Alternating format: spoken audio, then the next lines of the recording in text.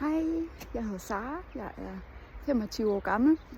Jeg kommer oprindeligt fra Esbjerg, men jeg bor nu i Aarhus, lige inde i den der lejlighed, sammen med min dejlige kæreste. Til hverdag, der læser jeg medicin, og det betyder også, at jeg bruger ret meget tid med sådan en tyk grabal her foran mig. Heldigvis er der også del klinisk og praktisk erfaring til noget afveksling, hvor man får det hele lidt mere i hænderne. Men når jeg ellers skal have en pause fra studierne og læsningen, så kan I ret ofte finde mig hernede.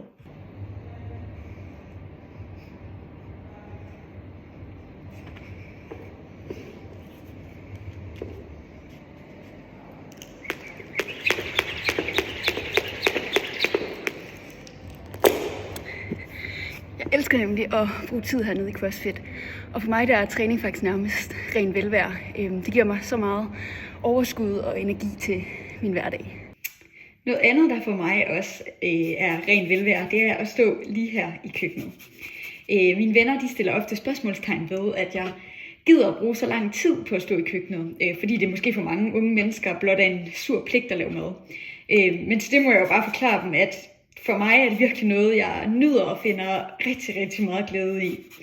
Og netop derfor synes jeg også, at det var oplagt, så at kombinere det med at give mig selv en lille udfordring og melde mig til Masterchef. Og så må jeg jo nok også indrømme, at det har været en spirende drøm, der er vokset mere og mere, jo flere sæsoner af Masterchef jeg har set. Så nu besluttede jeg, at nu skulle det være nu. Så jeg håber virkelig, at I vil vælge mig, og at vi måske ses derude.